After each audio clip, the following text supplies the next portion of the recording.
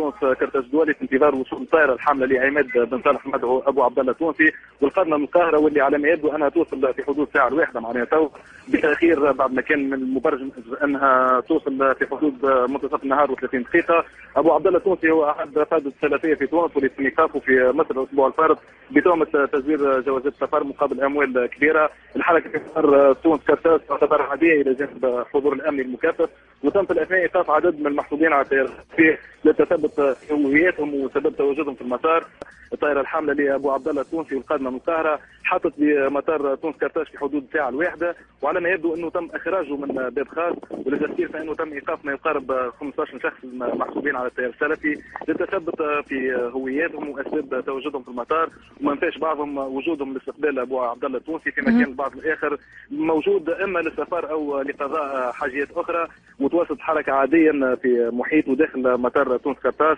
حتى وقت الحضور الامني من الصباح.